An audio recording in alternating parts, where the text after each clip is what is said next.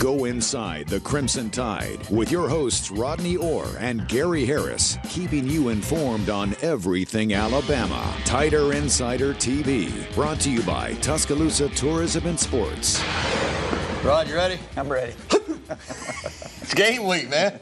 We got to get going. Welcome into Tider. Did I scare you? Welcome into Tider Insider TV. Brought to you by Tuscaloosa Tourism and Sports. I'm Gary Harris, Rodney Orr from TiderInsider.com. And seriously, having a little fun, but we've been waiting for what seems like forever. And now it's here. Alabama football is ready to begin its season this Saturday evening, 6:30 at home against Bryant-Denny, at Bryant-Denny Stadium against Middle Tennessee. And while excitement for the game buzzes through the air here in West Alabama, Rodney, so does concern, at least from some media types and even the fans, over the lack of a public acknowledgement of the roster in the form of a depth chart from Nick Saban. Now, this footage is from Monday's football practice at the Thomas Drew Fields, and as we head into week one, many questions still remain about this team. Crimson Tide, as I said, will take on Middle. Now, one of the questions, Rodney, is who'll be the starting quarterback. And there were some that had hoped that that question would be answered yesterday with the depth chart. But you and I both know, even if a depth chart had come out, it was going to say and or. But there are other questions, too. Let's just be honest. It's not just the quarterback. Left tackle, is Caden Proctor going to be the guy? Can he hold up against edge pass rushers at 360 pounds? Is he going to be quick enough? And, the tight end rotation. Wide receivers have been dropping a lot of balls, we're told. Defensively, aggressiveness is the word that we're hearing a lot of from the practice sessions out there. But let's go to the quarterback, because that's what everybody wants to know about. And you and I think, both agree that we feel like Jalen Milroe will be the starter in the game. But after that, I don't think I've got a clue what the plan is going to be on Saturday night. No, we really don't. But, again, if we had to speculate, since we don't have anything to really go by, Gary, I would think probably Ty Simpson might be the number 2 guy. I think, and I say number 2. I don't mean that's something that's definitive in terms of he would be etched in stone, to use Nick Saban's way of saying it. Tyler Buckner would be right there. And then I think a lot of people are asking about the true freshman, Dylan Lonergan. And I think certainly he continues to get reps. He does work with the scout team, of course. You never really know how this thing could evolve over the course of the season. So I think it's really interesting. But at the same time, I think we do have a pretty good idea that probably Jalen Milroe will be the guy. First time ever that Nick Saban did not release a depth chart on the Monday prior to the first game. I don't know why. I can only speak for me. I don't get that worked up about it myself. I mean, I'm looking forward to seeing it on Saturday, and I would have enjoyed seeing it yesterday. But as far as, being all worked up about it, I'm not. But some are, and there have been some in the media in our business that have said it's irresponsible of a head coach to not put out a depth chart, to allow the local media to see what the roster is going to look like in terms of the 2 deep. Your response to that? No, I really don't. I don't get that. I mean, I think if you follow the program, if you're part of the media, you follow the program, you should probably have a pretty good idea. You can speculate on who are probably going to be in the 2, 3 deep, however you want to phrase it. I don't think it really means that much because, again, I think, like you said, you were going to get the ands and the ors. You weren't really going to get a precise depth chart. And, things are still playing out. And I think Nick Saban has made it really clear, especially with the quarterback situation, that it really doesn't matter who runs out there first against Middle Tennessee. This competition is going to be ongoing. They've got Texas the next week. It's going to carry over into that. I think a lot's going to be dependent, obviously, on how these guys respond and how they play when they get their opportunities. I look back at the 2016 depth chart today just for purposes of doing this show, and we all think about Blake Barnett. But when the depth chart came out, it was actually Cooper Bateman or Blake Barnett. And then Jalen Hurts was third. And to your point, Barnett started the game. I don't know if Bateman played it all. If he did, it had to be late. Jalen came in and really kind of took the team over in that first game. So the guy that started the game quickly became a backup, and the third team quarterback, according to the depth chart, became the starter. So we don't know for sure what's going to happen. Well, I remember the press conference really, really well because I thought Jalen Hurts was a guy that was very much in the mix. And Nick Saban steps up at the podium and he said, this has really come down to 2 guys, Cooper Bateman and Blake Barnett, for the starting position. He didn't tell us that 2 series later he was going to bring in Jalen Hurts. But Barnett did get the start. All right, keeping in line with that, it's time for Coach Talk. And as we've already said, yesterday's press conference on Depth Chart Monday produced no Depth Chart Monday. And, of course, Nick Saban didn't wait for a question about it. He just came out in his opening comments, and we can't show you the entire clip because it was pretty long. But this is what he had to say in regards to why he decided not to release a depth chart this week. Creates a lot of distractions on our team, creates a lot of, guys thinking that, well, this guy won the job now and I'm not going to play or whatever. And quite frankly, we don't need that. And I want all of our players to continue to compete, continue to compete for playing time, to try to play at the highest level. And I don't want anybody on our team to think they're a backup player or whatever. All right, Rod, we've already touched on this, and again, most of the focus is on the quarterbacks, but there are other positions that we're not sure about. I think you and I assume Caden Proctor will be the left tackle, but we don't know for sure. We don't know, even though we're hearing great things about the tight end room, how that's going to play out. We're still not 100% sure of the three starting wide receivers. We feel pretty good that Jace McClellan's going to start at running back. On defense, the inside linebacker next to Lawson, we're not sure who would get the start there. We're not 100% sure what the breakdown in the secondary is going to be. So, there are other questions that we'll just have to wait and have answered for ourselves on Saturday night.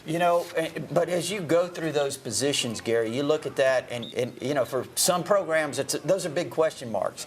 Obviously for Alabama right now, I think, as we mentioned, the quarterback situation certainly the biggest one. But you look at Caden Proctor, he's a really talented true freshman out of Des Moines, Iowa. It's a guy that's probably going to get his first start. I think as a run blocker, he's probably pretty close to being there. I think pass protection is going to be something that's going to be really key, so watch that on the left side. How do they pass protect? You talked about the wide receivers. They've got a lot of really good wide receivers. We know that. The running back rotation. You talked about inside linebacker, where Jahad Campbell's a guy that I think next to Deontay Lawson's going to be a really standout player. But I think Trez Marshall may get the start in this game. We've heard some things that maybe, Jahad might not be 100% right now. We'll see. We'll see. Secondary, I think this group in the secondary, Gary, now again, as a group, they may not be there yet, but potentially in terms of talent, I think, look, they've probably got as much talent as they've had in the secondary in a while. I don't think that this decision to not release a depth chart has anything to do with gamesmanship whatsoever. Alabama should beat Middle Tennessee for sure. And by the way, we'll have our predictions coming up at the end of the show. At the same time, if you're Middle Tennessee, and you've seen Milroe, he's the only one that has any tape available from Alabama. Ty Simpson's never played, and Buckner's tape is from Notre Dame. But if you're Middle Tennessee and that defensive staff, you're having to prepare really for several different quarterbacks. Yeah, you are. The different styles. Yeah. And it's really interesting, too, Gary, when you look at that Middle Tennessee defense. They're a team that gave up a lot of big passing plays, but they had 20 interceptions last year. They led their conference with 36 sacks. They're a real high-pressure defense. Yeah, high risk, high reward. Man, they make some big plays. They give up some big plays. The key is, if you're the offense, you better make more big plays against them than you allow them to make against you, or it could be a tough night. All right, let's move on, Rodney. We'll get back to Alabama football. Bama in the NFL now. There is a well, hang on. Before we get to that, I want to get one more thing. You mentioned the secondary, but I do want to ask you about Caleb Downs specifically, true freshman who could wind up being a starter. I think really when you look at him, he kind of has that Minka Fitzpatrick feel to him. I don't mean they're the same player. I just mean he has that knack, that ability, that natural gift to be a guy that can come in as a true freshman and make a really strong impact. We expect him to start at one of those safety spots, and I think he's going to have a fantastic career. Yeah, a lot of good players back there in the secondary. All right, now we're going to move on. We'll come back to Alabama football, obviously. Bama in the NFL. Josh Jacobs and the Raiders finally came to an agreement over the weekend, and it's going to begin a new era for the running back. We know he changed his number here at Alabama. In his sophomore junior seasons, he wore number 8. He'd been wearing 28 with the Raiders, but he got a new contract, and now he's got a new number. He's going back to number 8 this season after agreeing to a 1-year, $12 million contract with the Raiders on Saturday, and you can tell he's pretty pumped up about it. Listen, Rodney, he's a good player, whether he wears 8, 28, or 88, although he's not allowed to wear it as running back. Still, you know how these guys are after rushing for 1,653 yards and 12 touchdowns, which led the NFL last season. He wants to go back to his number 8, and these guys feel like certain numbers, they play better. So he's looking to not only come back, but even improve on what he did last year. Well, let me tell you, I think he wore number 28 his junior year in high school. His senior year, he played quarterback. They switched him to number 8. He ran for 2,700 yards. He averaged 19 yards a carry. He almost scored 40 touchdowns, and he ended up signing with Alabama. So he probably feels pretty good about number 8. Yeah, good to have him in camp and poised for another big year.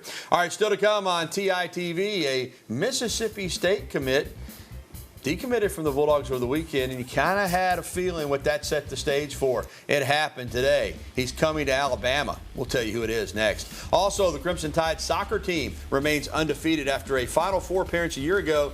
This team's really, really good again. We'll have an update. And a little bit later on, we'll be getting to your phone calls, emails, and tweets. And as always, that phone number, 205-348-WVUA. That's 348-9882. It's game week. So I know we want to hear from you guys and ladies out there. So go ahead and give us a call. Get through now. We'll be right back with the only show that takes you inside the Crimson Tide.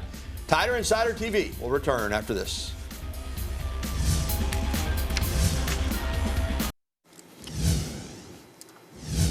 Welcome back to TITV, presented by Tuscaloosa Tourism and Sports. Alongside Rodney Orr, I'm Gary Harris. Rodney, it's a recruiting segment and great timing for us. Alabama adds another commit for the class of 2024, and he had previously been committed to a rival SEC West school. Alabama gains the commitment of Jay Lindsey, the tight end from Patrician Academy over in Butler, Alabama, small little private school there. But I'm telling you what, I'm excited about this guy. He decommitted from the Bulldogs on Saturday, committed to the Crimson Tide today. He's a 3-star according to the 247 Sports Composite rankings, only projected as the 37th best player in the state. And I may be wrong, but I say kick those numbers out the window. I know he's playing against, some competition that maybe it's not up to his standard athletically, but this kid reminds me of Drew Sanders, who came out of high school as a 5-star out of a big program there in Texas, could play defense and offense. 6'5", 235, can really run. I mean, there's not a lot of people that can handle him at his level, Rod, but I got to tell you, when you talk about this guy, I think Mississippi State saw the writing on the wall in terms of what kind of player he projects as. Give them credit. They got on him early. They offered him an SEC scholarship, and he took it. But when Alabama came calling and had him at camp, and Nick Saban, and you just watch this. I mean, he's going to run through these guys like they're not even there. Nick Saban offered him a scholarship. You've been saying for a while, Rodney, you thought ultimately he would commit to the Crimson Tide. Yeah, I think this has been going on for quite a while. Like you mentioned, he had a really good camp at Alabama this summer, impressed the coaches, earned an offer from Alabama. And again, he plays both ways. He plays offense, he plays defense. He's got some really big. He's physical. He's fast. He's got good speed. I think he timed at 4.66 in the 40-yard dash here at camp. So, when you combine all those numbers, you look at his athleticism, you look at the kind of kid he is, this kind of kid you want in your program. You take these kind of guys. You talk about tight ends, developing tight ends. He's a guy that you look at and you say, wow, I think you can really develop him. I think you can. I love his size and athleticism. And, I think he'll be a tight end, but he does have the ability to play defense. If you get him here and you want to take a look at him at outside linebacker. He's got the mentality. I mean, you watch, when you see his defensive film, he's got really aggressive. And again, I like you said, Gary, I think a lot of people question the competition, but I don't think you question his athletic ability. And it's a big day down in Choctaw County there at Butler. I've talked to several people after I retweeted his commitment announcement that have gotten in touch with me either through Twitter or people that I know down there have texted me. They're excited. And don't get me wrong, they were excited for him to go to Mississippi State. And again, I want to give Mississippi State a lot of credit. They got on him early, but when it looked like he was going to go to Alabama, that's a big day for Butler, Alabama. It really is. I don't know when the last player from that area, of that county, has signed with Alabama. Was Darren Lake in that same county? Or he was in Sumter County. John Tanks played at Choctaw County High School, I think, there. But it's been a while, and it's a big deal for Patrician Academy. All right, let's move on to some soccer. 7th-ranked Alabama, and I think they've already moved up in the polls with the new rankings. They're off to the kind of start that you would expect a team that went to the Soccer Cup last year, the Final Four. The 17th ranked Memphis Tigers were in town Sunday night, and Alabama gets the win over Memphis and extends its home winning streak to 22. 2-1 was the final score. Alabama now has the longest home field winning streak in the country, and they will host Miami on Thursday at 7 p.m. Central Time over at the Alabama Soccer Stadium. And Alabama Volleyball is off to a good start. It got its season underway with the Crimson Tide Invitational this past weekend at Foster Auditorium. Alabama swept all three opponents, Mississippi Valley State, St. Louis, and Mercer. That's hard to do, to get sweeps through against three teams, but they did it. The last time Alabama earned three sweeps to start a season was 1990. Up next for the squad is the Green Wave Classic this weekend in New Orleans versus Tulane, Alabama A&M, and Sam Houston. Well, still to come on TITV, one of the original or one of the coaches, I don't know if she's actually here for the first staff with Caleb Hack, but Alyson Habetz had been with Patrick Murphy for 25 years. She built the foundation for this great, great program. She is retiring. We'll have the details coming up. And also, we'll be getting your phone calls, emails, and tweets. Again, the phone number, 205-348-9882. There's the email address. You can tweet at us as well. Use the hashtag TITV. We'll be right back. We want to hear from you, Tider Insider Nation. It's game week. Stay with us.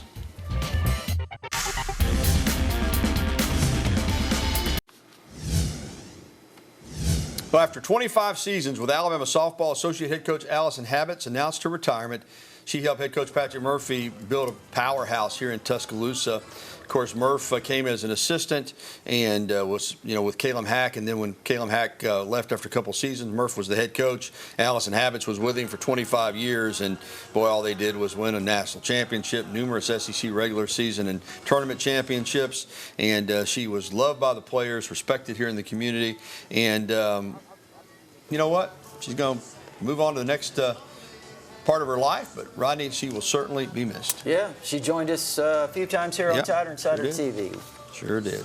All right, congratulations and good luck to Alyson Habetz. All right, let's get started with some phone calls. Right now, let's get it started off with Sammy up in Walker County. Hey, Sammy.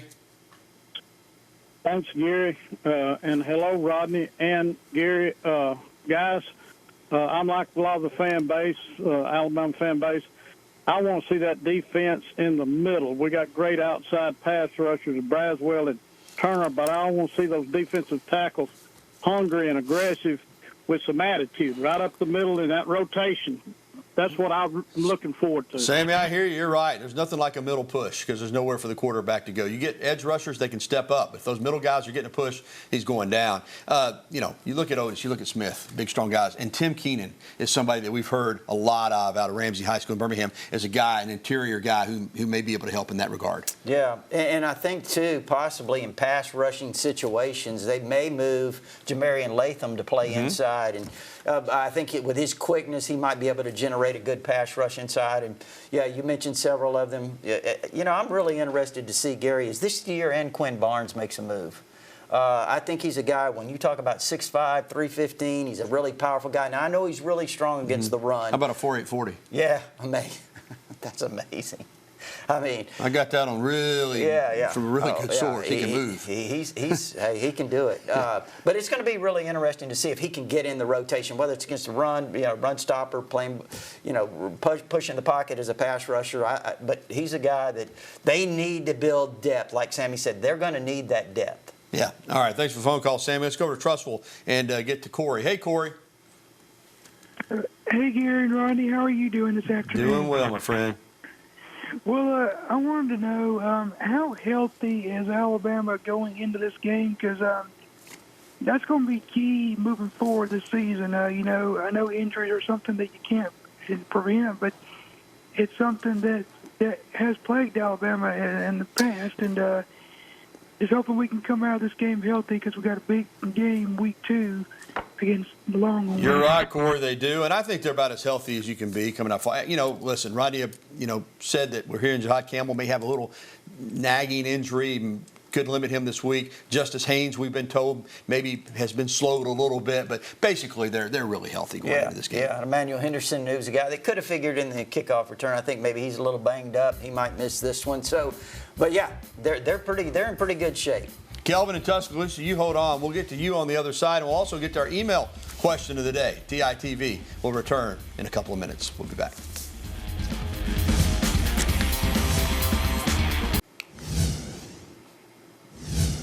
big golf news. Of course, Nick Dunlap's playing in the Walker Cup for amateurs, and Cheyenne Knight, former Alabama golfer, women's golfer, has been named to the Solheim Cup.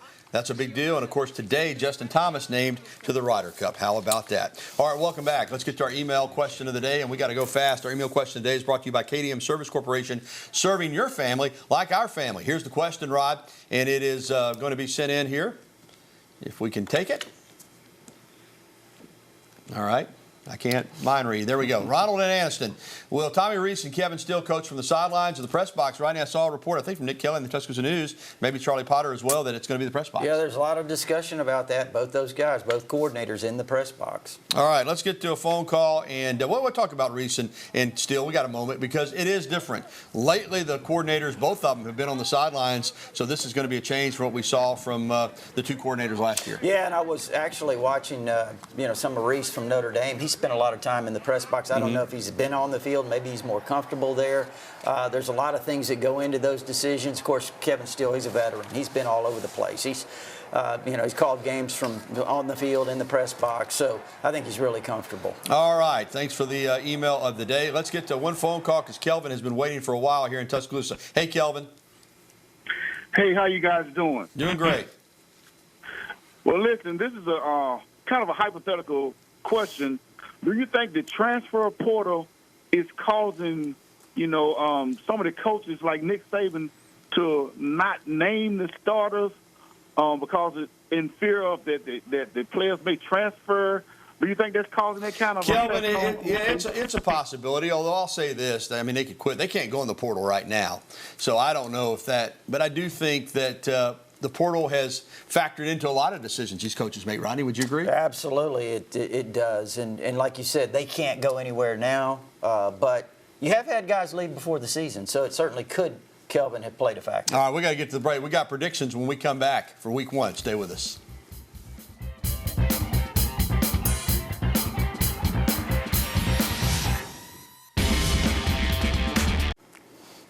Well, we don't have a lot of time, and it's time for predictions. So, Rodney, you lead us off. Well, look, I've got Alabama 37-3. Gary, I know we've got to make this quick, so I'll get right to it. Yeah, you know what? It's a 39-point line, I think.